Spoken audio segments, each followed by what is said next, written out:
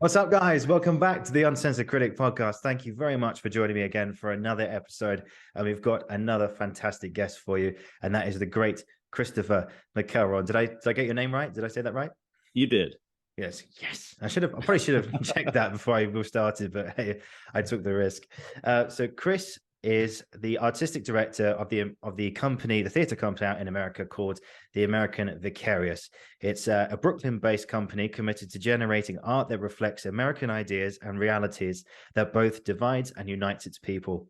And Chris has been responsible for some amazing productions, including Chekhov's The Cherry Orchard and Three Sisters, The Cherry Orchard with Wendell Pierce, who some of you might know as Robert Zane from Suits, The Blacks, a clown show, which was nominated and won 4 2003 Off-Broadway Theatre Awards. And he also directed the world premiere of 51st Dream State, which was the final work of poet, and I'm going to pronounce his name wrong, so please forgive me, Chekhov Sondiata. Apologies for that. Sondiata, you go. Apologies for that. Which was a multimedia project exploring the American Empire, which premiered at the Brooklyn Academy of Music's Nest Wave Festival before an international tour. Chris has also been a guest speaker at illustrious institutions across the world, such as Pace University, Stanford, and the New York University. He co-founded the Classical Theatre of Harlem, CTH.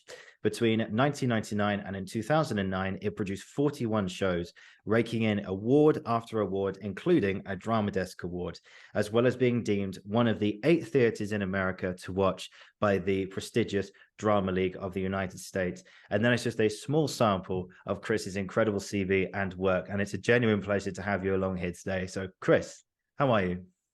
I'm good. Thank you so much for taking the time to chat with me. I appreciate it. No, thank you. The pleasure's all mine. Thanks for being here today. I really appreciate you tuning in today. So I have a starter question for everyone on this show, which is to begin at the beginning. So in your case, where did the love of directing and the love of the art start for you? Where did it come from? It was actually quite by accident. I was a few credits shy of graduating from college, and I took a theater class because it scared me. And I learned a way to express myself that I had never experienced before. And so I kind of dove into the deep end of the pool, and I made a commitment to pursuing a career in the arts. So Very quite nice. By accident, I didn't do theater or the arts while I was growing up. Nice. If I may ask, what part of it was scary for you? What made you want to challenge yourself? Well, my choice was between a political science class and an acting class. And I think it was the fear of getting up in front of folks. So, which is why I don't do that now, because I can hide behind the scenes as a director. So hide behind the scenes is great. So I was thinking about today and what we want to talk about, etc. And I've always been fascinated by the world of the director, because you are the commander-in-chief of a production, and of course you're bringing your work over here to the UK in a couple of months' time at the Stone Nest Theatre on Shaftesbury Avenue. So where does it start? So when you obviously you pick a subject or a play that you'd like to do, and then what's the first steps towards getting a production up and running? Well, I think for me, I think it's different for every director and every artist, but the first question is why. Why do you want to tell this story? Why do you want to pull this particular thread? And what is it that you're trying to communicate to others? And perhaps answer for yourself. So the question of why is always for me the first question and most important question. And then just understanding yourself and what it is that you're trying to discover or navigate, that kind of leads you to various choices, whether those are works that are in the canon or they're new works that you're seeking to collaborate and create from the ground up. So when it comes to because you've made a lot of original work, and of course you've approached classical texts like the Cherry Orchard and Three Sisters. When it comes to a text that's so well known, how do you go about putting your unique stamp on it in a way? How do you find something in a play which has been done so many times that people can go, that's a real Christopher McElroen stamp on that show? Well, I don't know if I have a stamp. Perhaps I do. Hopefully I do, maybe. But that's for others to determine. So not really for myself. Again, it's going back to that question, why? So, an example, when I was at the Classical Theater of Harlem, we worked on a production of Macbeth, and I think we did it 3 or 4 times. And that play, you could make the argument it can be reduced to the wrong person being in charge. And when we did that play, it felt like New York City had the wrong person in charge, for me and my politics. Mayor Giuliani was in charge at the time, and it felt like he was the wrong leader for the city in that moment. And so that particular production took that track of the wrong person being in charge. A play like The Cherry Orchard, you can make the argument that it is about navigating societal change. And so whenever I've worked on Chekhov before, both Cherry Orchard and Three Sisters, it felt like it was in a moment of change, and whether that was personal change or societal change, trying to navigate those aspects and allowing the work to be informed by those observations. Yeah. And so what made you want to approach Chekhov and Three Sisters? What made, I mean, you mentioned the time of change there, but was it like an immediate reaction to do those well plays? It's Chekhov, and it's he's one of the greatest writers of that we have, and so any opportunity to work on Chekhov, and that material is malleable enough where you can justify the why in any number of ways. Just on a personal level, the first real piece of theater that I did was Uncle Vanya. So for personal reasons, I have a strong connection to Chekhov, and being able to work on The Cherry Orchard with Wendell Pierce, was a gift. And I had the joy of directing Wendell, I think, on 3 other occasions. Most significantly, we did a production of Waiting for Godot in the lower Ninth Ward of New Orleans after Hurricane Katrina. And as you may know, Wendell is a native son of New Orleans. And so to work on that material after Hurricane Katrina with Wendell, who is from New Orleans and whose family suffered greatly, was a truly meaningful experience. But back to Chekhov, it's Chekhov, and in that particular case, it was a chance to collaborate with Wendell.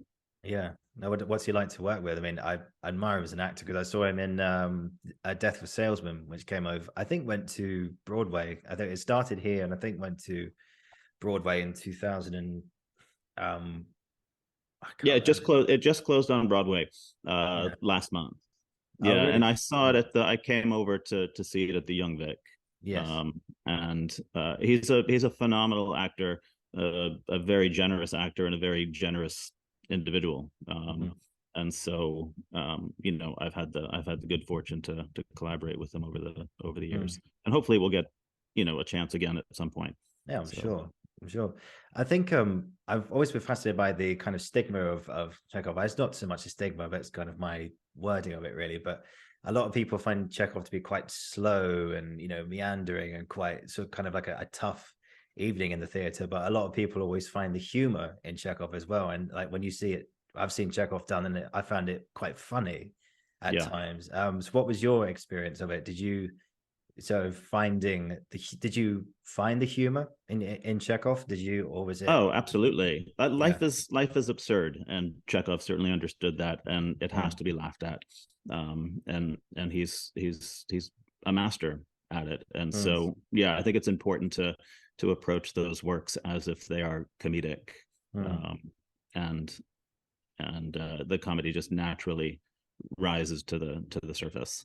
Yeah, I've done another podcast with a guy called Simon Furness about Uncle Vanya, actually. Okay. And we sort of talked about how the absurdity came from the idea that these characters are in such a bad position, and you think, God, could it get any worse? And it does get worse, and then that's funny somehow, and then it's like the absurdity of that comes through in a way, and like you say, yeah, there's also comedy in the privilege that they hold, and the fact that they are lamenting change that they feel they're going to be negatively impacted by, but that change is actually very positive for other people in the play and other people in the world. And I think that's, for me, is where the kind of comedy comes from. Is that place of privilege, and folks who are lamenting the things that they don't have, when to a large segment of the population they have more than enough. And so that can be wicked, in a good way. Absolutely. And I think that's a good lead on to your work. You mentioned there Waiting for Godot, which I wanted to ask you about today, the work of Beckett as well. But that was produced by your company, CTH. And so before we talk about Beckett, let's have a little talk about CTH. So how did you come about making that theatre company, and what sort of work do you guys like to do?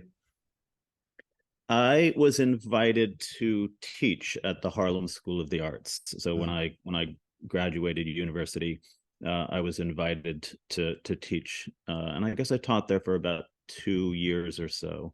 And so starting Classical Theater of Harlem in collaboration with my co-founder at the time, Alfred Pricer, was a natural outgrowth to the teaching that we were doing at the school. And the school had an old taxi garage that had been converted into a theater back in the 1970s. And Max Roach used to use it as a rehearsal studio, the great jazz drummer. But it had fallen into disrepair in the 90s. And so, we inquired about using that space to start a professional company that could be in residence at the school. And the school was very supportive of the idea. They said, well, we could use the space, just don't ask them for any money. And so, myself and my co-founder, we kind of funded that theater out of our own pocket, through our day jobs at the time.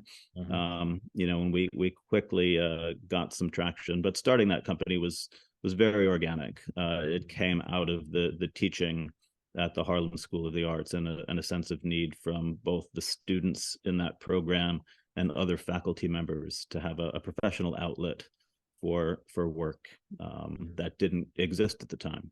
And so we decided to focus on the classics, but doing the classics in a way that we didn't treat them as museum pieces. We tried to treat them as living, breathing pieces of art that were immediate and responding to what was happening in the community at the time. And at the time, Harlem was really going through a second renaissance. So a lot of gentrification, new real estate development, and so a lot of the artistic choices we made tried to speak to the changes that the community was navigating.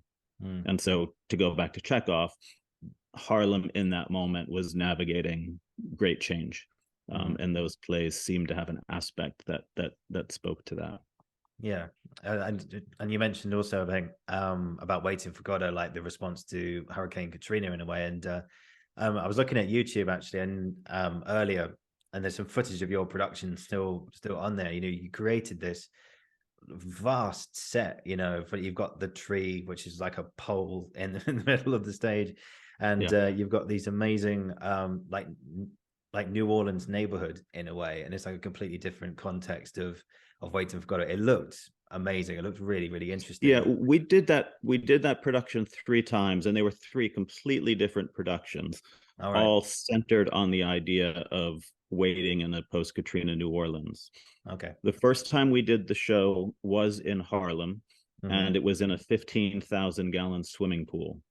And then we built a house, and we submerged the house in the pool, so just the rooftop was coming out of the water. And Wendell and a brilliant actor named J. Kyle Manze, they were playing Dee Dee and Go-Go. And it was kind of the days immediately after Katrina, where folks were stranded on their roofs waiting for help. and we did that production, I guess, for 6 weeks or so in New York City. And then a year and a half later, we took the production down to New Orleans without the pool. And we did it at an intersection in the lower Ninth Ward, just blocks away from where the levee had been breached. We also did it in the Gentilly community of New Orleans, again, where the levee had been breached for the London Canal. And same production in the sense that it's post-Katrina, but it fast forwards 2 years, and we're still waiting. And that project was a collaboration with a visual artist, Paul Chan, and an organization in New York called Creative Time. They do public art. And that project was, the play was probably the smallest component of what we did. So we spent about a year making trips down to New Orleans to have conversations about what it means to wait in a post-Katrina New Orleans. We held, I think it was upward of 20 potluck dinners across the city, where we brought folks from the various wards to sit down and break bread, and find things that, where there was common ground in what people were waiting for. And then we started a small foundation that gave grants away to folks that were leading grassroots rebuilding efforts in the two communities where we staged the play. And one of the things we learned as soon as we got to New Orleans was that folks weren't waiting.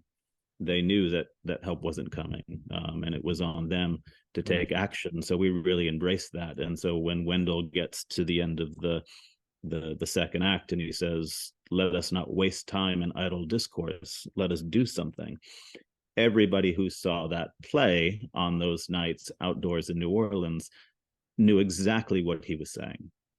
And it was such an amazing moment of theater, transcended theater, because theater, you hope, is a conversation between an actor and an audience. And in that moment, it was a direct conversation because everybody could relate to those words that Beckett wrote and that Wendell Pierce was speaking in his hometown of New Orleans.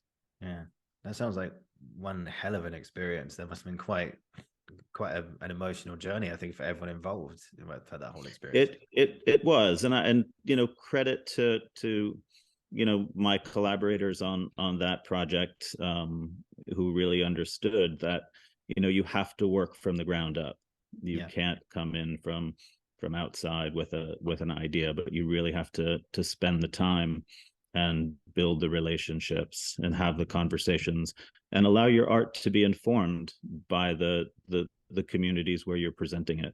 Yeah, I think it's interesting how as like writers get writer's block, and I'm not sure if there is like a director's block or like a creative block or something like that. But it's interesting how you say that you didn't pull a fast one, you didn't take any shortcuts. You wanted to create the best possible thing you could by admiring and appreciating and getting every detail you possibly could. So like if you do hit a stumbling block, like a creative block, like throughout that project or any project you've done, what would you say was a good thing to do to unblock that?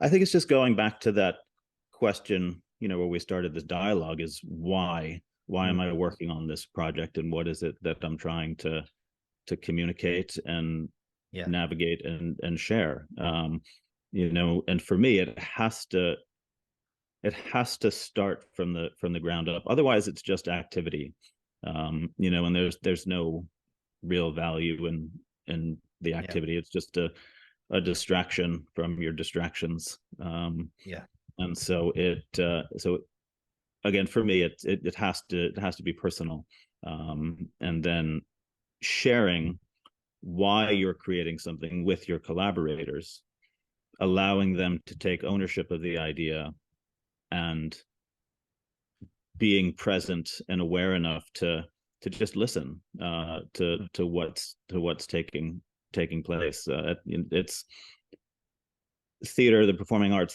It's a collaborative art form, and so I've always viewed my role in it as a catalyst. I see my phone is ringing here. Sorry about that. That's Something okay. just popped up on the screen and you went away, but I think you're still here. Yep. There you are. I can hear you. Sorry about that. That's okay. Is to, the catalyst of an idea, and then inviting folks to take ownership of that idea and allow it to become their own, and being open enough to allow the idea to change accordingly. So never being married to it. Absolutely. And we sort of jump from another absurdist writer in Samuel Beckett, and Waiting for Godot. I think Beckett, I think, was a playwright who, I tried to read his plays like Waiting for Godot, Happy Days, Endgame. And at first reading the play, I'm thinking, I have no idea what this is all about at all. And then, funny enough, I saw Juliet Stevenson do Happy Days at the Young Vic, actually, a few years ago. And I saw it in motion, and it was like, oh, okay, that's what Beckett's all about. I think Beckett really revels in performance and actually in the moment and with that physical activity. How would you sum up the work of Samuel Beckett, having worked on it extensively? For me, it's always about the distillation to the simplest form. And a lot is written about Godot and who is Godot and what does it mean. And those things can be crippling. So you can't, as Jay Kyle used to say, who was in that production, I can't play existential.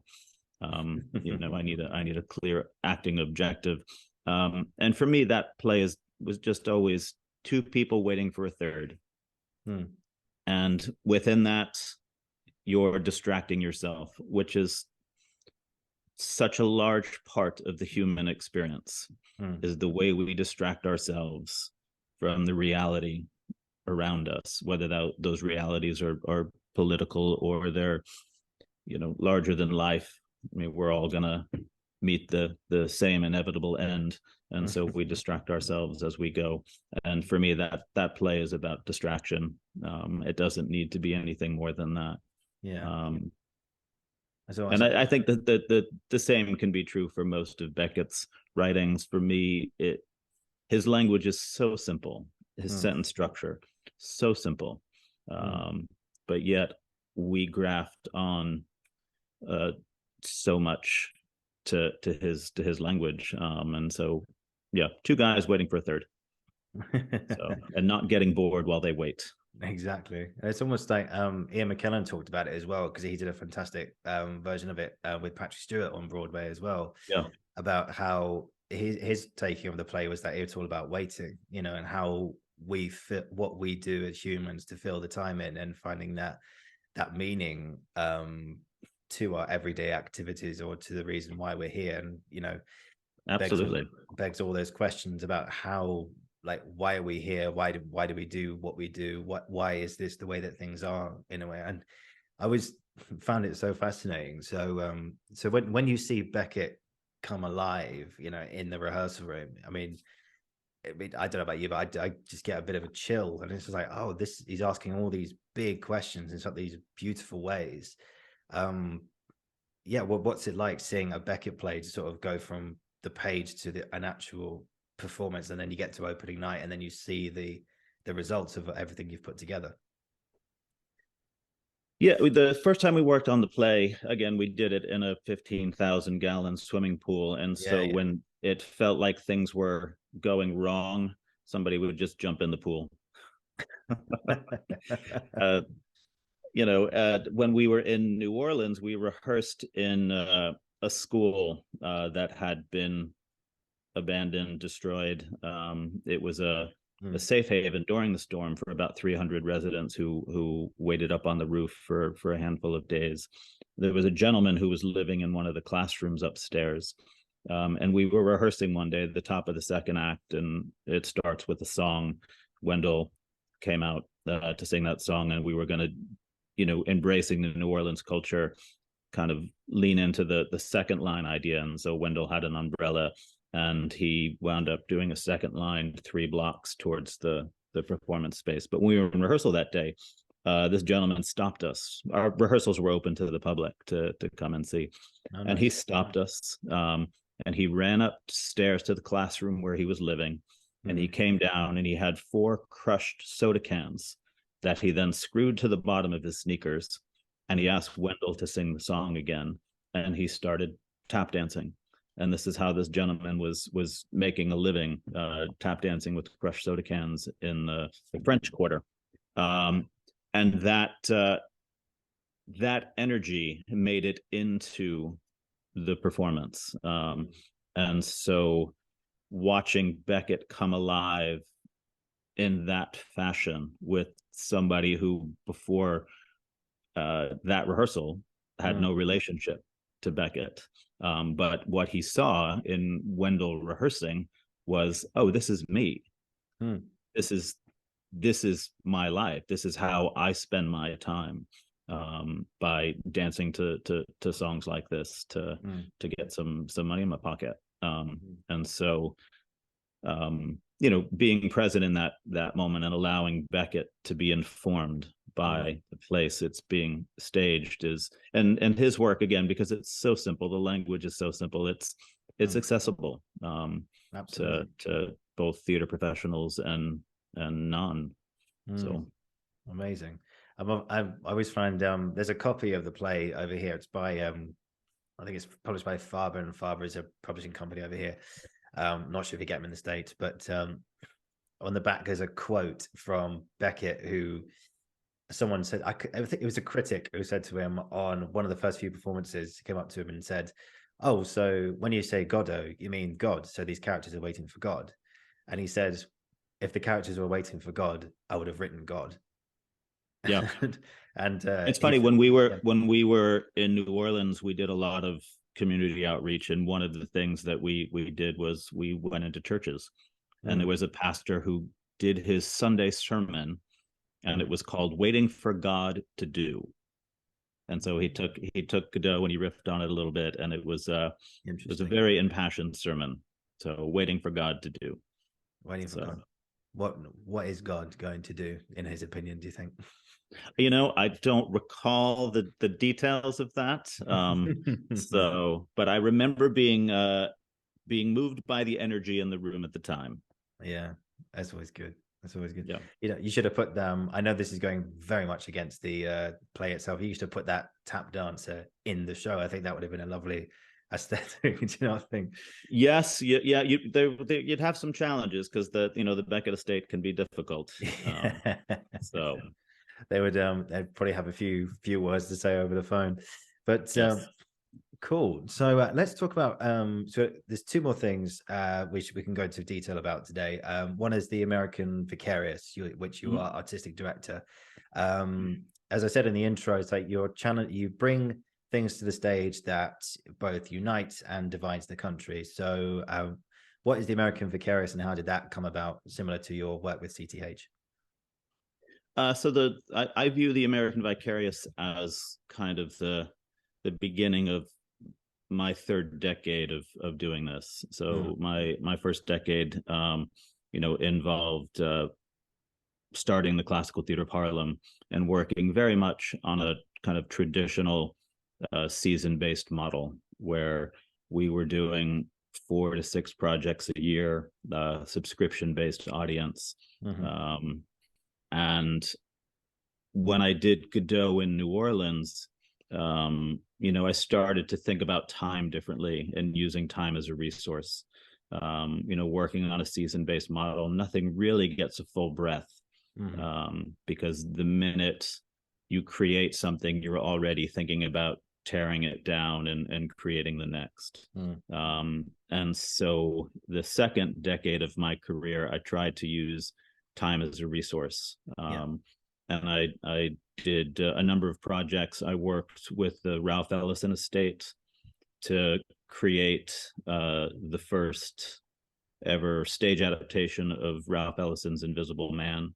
And that was a project that was created over the course of 2 years by traveling the country and talking to Ellison scholars and librarians and anybody who had been moved by the book, and creating that piece.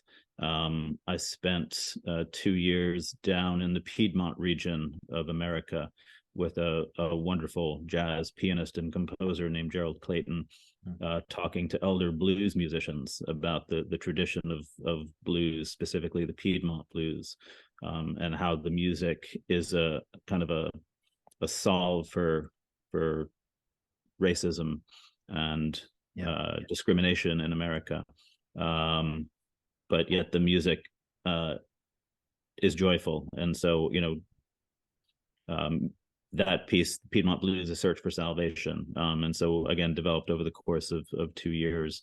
And then in 2016, when Trump became president, the world seemed to be moving much faster. Democracy seemed to be at risk. And I wanted to basically take the first decade of my career and the second decade of my career, and create a company where I could respond to the world with a bit more alacrity than I could at the time. And so starting a company that explores the things that unite and divide us, and doing so on an accelerated timeline, but not the accelerated timeline of a season-based company. And so what we do at the American Vicarious is we work across disciplines. We've done kind of concert installation pieces. We have a video installation piece that is heading to New Zealand later this month that explores political rhetoric and the dangers of political rhetoric. It's a distillation of a lecture that was given in 1958 by Isaiah Berlin called Two Concepts of Liberty, Negative Liberty and Positive Liberty. We have done a documentary film called Far from the Nile that just won the best non-fiction feature film at the Cairo International Film Festival. That's currently out on the film festival circuit now. That documentary follows 11 musicians from 8 different countries that border the Nile River. They're banded together to try and collaborate to heighten the awareness of the water conflict along the river. And they come to the U.S. for a 100-day tour of the U.S. And so we follow them across America, and we see America through their eyes. And we also learn the challenges of collaboration. There's 5 different languages spoken within that group, and they come from different cultural backgrounds, different religious backgrounds, but yet they're able to overcome their differences once they're defined to collaborate and create music and art. And so that's been the thrust of our work, just again trying to just examine the things that unite and ultimately divide us, sadly. Yeah, it sounds like a very innovative company and work catalog that you've got together. You're really breaking the mold about things. Like, you must be quite proud of the work you've done and the work you're gonna do in the future, right?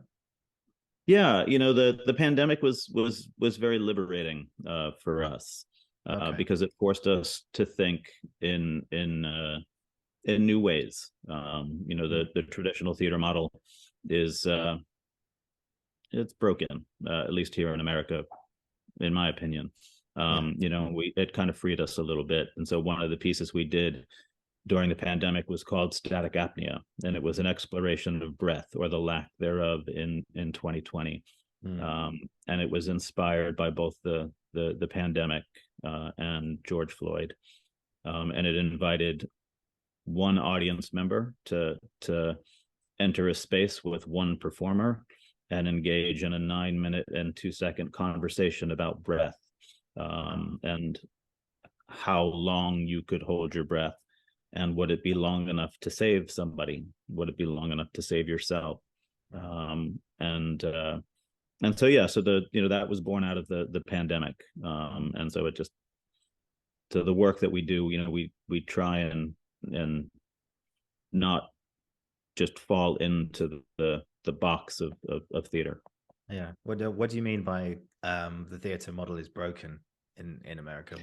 In the U.S., funding for the theater is a challenge. Audiences for the theater is a challenge, And it's, again, you put all of this life and energy into something that is beautifully ephemeral, but then it's gone.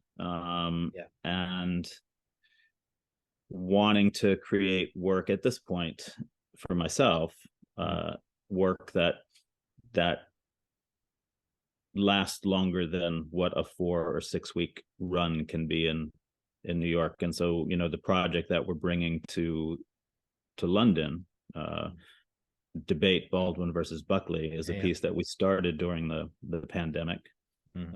We did 3 live broadcasts of it, and we have been that was in October of 2020. We're still working on it now, and we're committed to that piece through the next presidential election in 2024.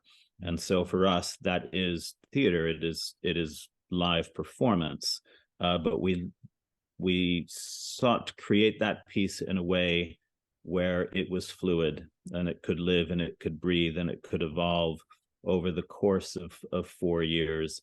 And we're not locked into the box of theater, where in New York, you're renting a theater, and that's costing you tens of thousands of dollars to do that for a couple of weeks, and then the piece is gone. So trying to create pieces that are impactful, nimble, and can again respond to the world around us a bit quicker than the traditional theater model allows you. Yeah, it's almost like would it be fair to say you're kind of chasing an immersive experience, so something that the audience can get a visceral feel for and actually walk away from the theater with that lasting impact, so they still feel it in their breath and they still feel it in their body in a way, so they actually walk away from that experience. Yeah, it's not immersive in the sense that it's a lot of immersive things that I've seen. It has been good, but it always feels a bit gimmicky. And so not really interested in that, but more of an intimate exchange of art and ideas, which for me is the definition of theater and live performance. It's a relationship between a performer and an audience, and you're seeking to have a dialogue that hopefully has some meaning socially. Yeah, of course. I think that's a good segue into your work, which you're going to be doing over here in the UK, which is the Baldwin and Buckley debate. Well, it's called The Debate, and it's coming to the Stone Nest Theatre on Shaftesbury Avenue in Theatreland here in town. And so as you say, you started this project during the pandemic, and it's coming over here to the UK. And for anyone who doesn't know it, it's a staging of the James Baldwin and William Buckley Jr. debate from 1965 in Cambridge, debating about it's 2 years, takes place 2 years after the civil rights movement of '63, and it's a debate on Black people's position in America, even post the civil rights movement that was signed by Lyndon Johnson. What can you tell us about well, I know you've explained a bit more, but what can you tell us about what audiences can expect from that production, and what's it going to look like, etc.? Yeah, we started to work on this piece in October of 2020. So after the social unrest of the murder of George Floyd, and the contentious presidential election of 2020, Trump versus Biden.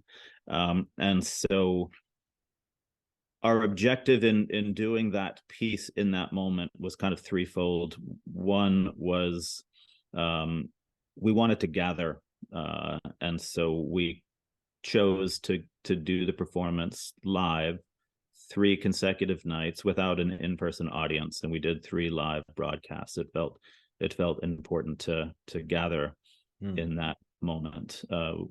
We wanted to participate in the conversation that was taking place about the unrest in America as a result of the murder of George Floyd, and we wanted to comment on the political debate that was happening in America in that moment, and the fact that debate has lost all civility and returning to this particular work, Cambridge Union debate in 1965 about the race challenge in America, it was the perfect vehicle to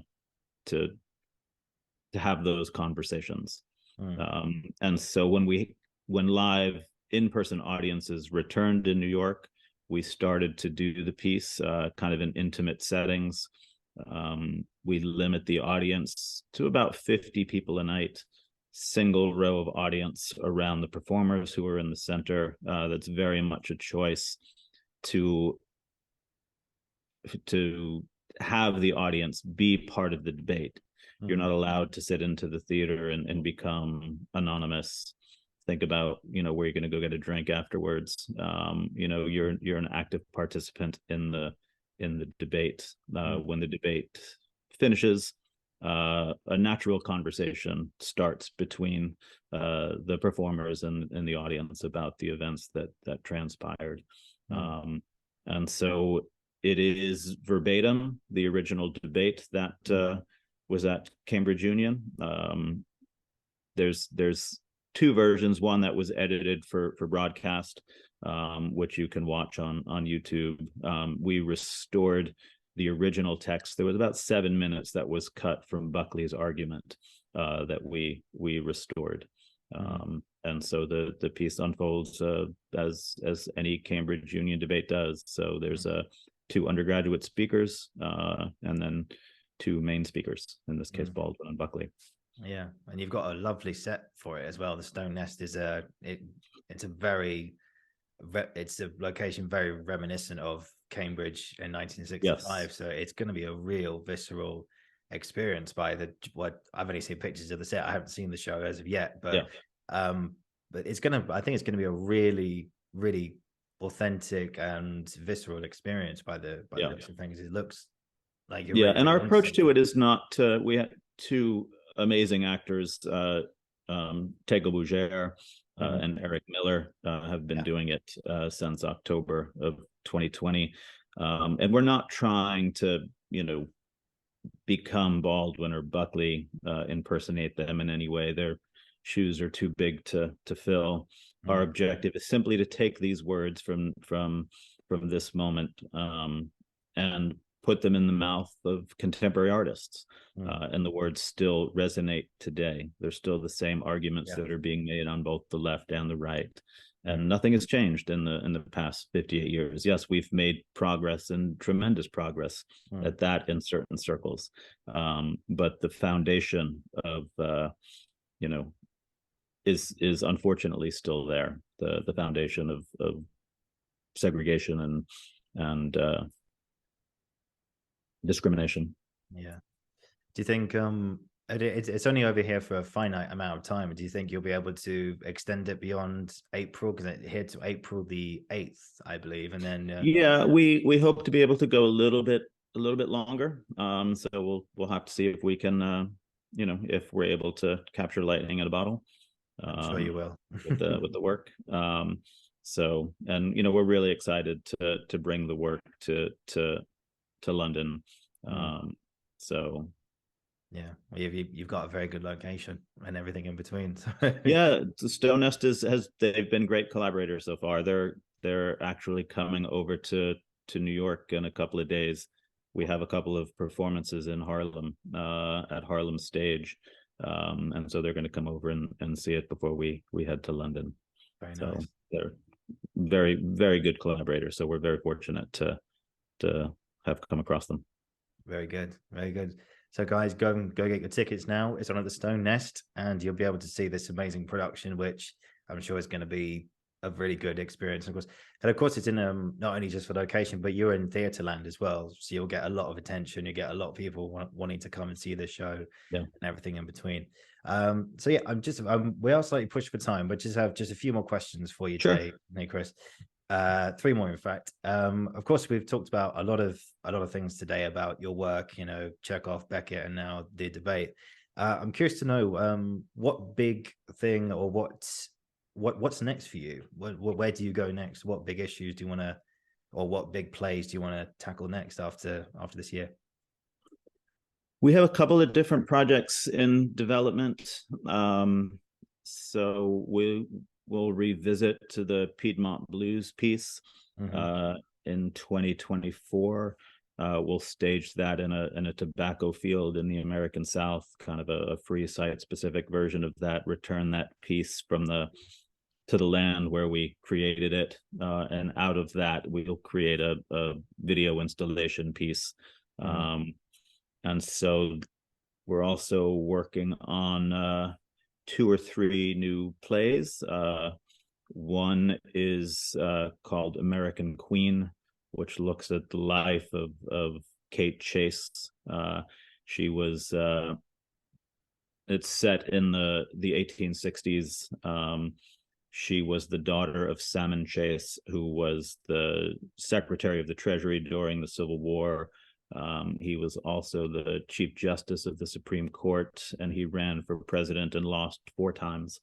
And she was kind of his de facto campaign manager the whole time. And that piece kind of looks at the glass ceiling of American politics, and the fact that we've yet to have a female leader.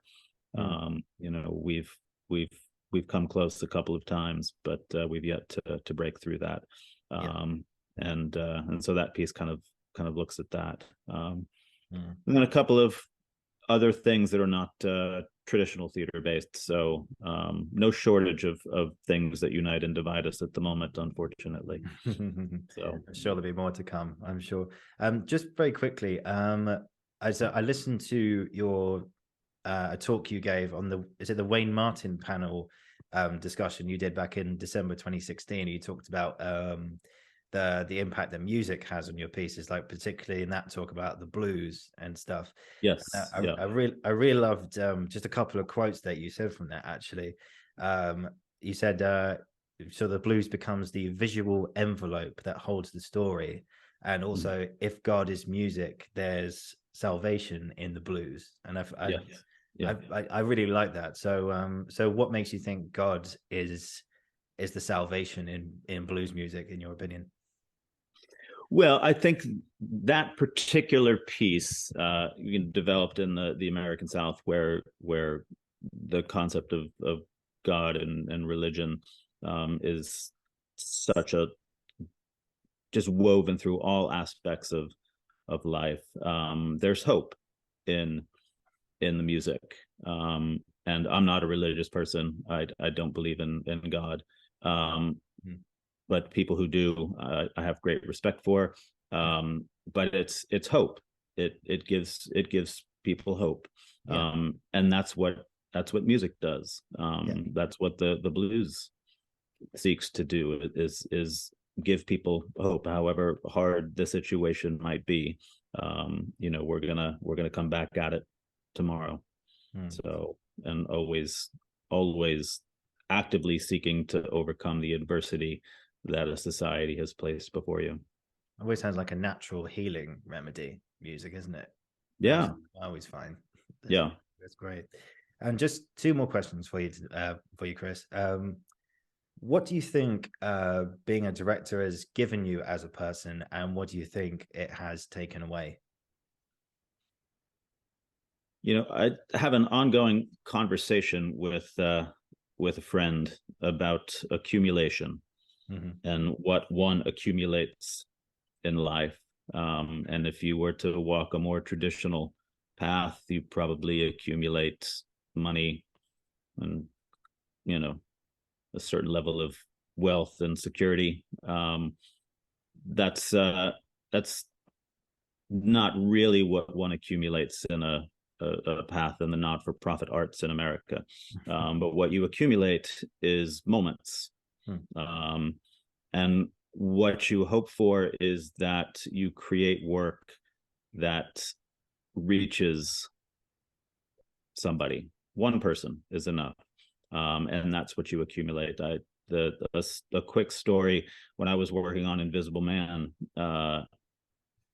we were at the University of Chicago, and it was our final preview, and there was a woman who saw me sitting in the audience with my notepad, And she said, "Do you work for the show?" And I said, "Yes, I'm the director." And she said, "Well, I'm going to give you my notes at intermission and at the end." And I was like, "Oh, okay." And I wasn't sure that the play was working the way that I wanted it to. Intermission comes. She didn't say anything to me. She just kind of walked past me. End of the play, she comes over and she takes my hand and she's in tears and she says, "Thank you. You told my story." And I felt invisible in my life. And this has given me hope. And it was a beautiful moment, and it's a moment that you accumulate in a life in the arts. And so similar story just in New Orleans, to go back to Wendell, when he's standing on a stoop in the lower Ninth Ward where there's nothing. It's just the remnants of the foundation of a house. And he says, "Let us not waste time. Let us do something let's not waste time in idle discourse. Let us do something." That's a moment that you accumulate because it was such a powerful moment that was shared with the people of New Orleans in that moment. And so certainly that is what a life in the arts has given me, just those moments of accumulation on a personal level. Fantastic. So what it hasn't given me is money in the bank. And tell me about it. It's all good. And just finally, they sound like unforgettable experiences, actually, and I think forgive me if you've already answered this question already, but just to finish, what's been an experience or experiences you've had in your career that you're never ever gonna forget? Well, certainly both of those moments would be there. My career started because I volunteered sweeping a floor at a theater. I just wanted to be in the theater. I was volunteering at Richard Foreman's Ontological Theater in New York. Somebody there encouraged me to go see a show at a theater called the Ground Floor Theater Lab on the Lower East Side of New York. That was closing night. The director of that show was starting to take down the set. There was a broom in the corner. I just picked it up and started sweeping the floor to help him. And that person turned out to be Alfred Pricer, who then invited me to teach at the Harlem School of the Arts. And together we started the Classical Theater of Harlem. So just those little moments in the beginning of a career, where I just wanted to be close to the creation of theater and art. And just, I would do anything, so I just picked up a broom and started sweeping, and that started me down, the path, for better or worse. So amazing. Fantastic stuff. Well, Christopher, thank you so much for today. Yeah, of course. I really appreciate you taking the time to talk to me, Oliver. No, I appreciate your time being here. The pleasure's all mine. I have great respect for what you're doing, and that you started this podcast during the pandemic, and that it's taken root the way that it has. So congratulations. Oh, you're very kind. God bless you, sir. Thank you. Yeah, it's become a good hobby, and one that I'm not, well, I say hobby, but now it's part of my portfolio, part of my career, and I get to have these really great conversations with people like yourself, and I feel like I learned something from everyone I talk to, just in bucket loads, and I've certainly learned a lot from you today, and I've really loved this. So thank you so much for your time and everything. If you just hang on, I'll end the recording. I'll say goodbye to you one-to-one. But yeah, thank you again, guys. This has been the Uncensored Critic podcast, and we'll be back very soon. And once again, Christopher, thank you so much. Of course. Thank you, Oliver.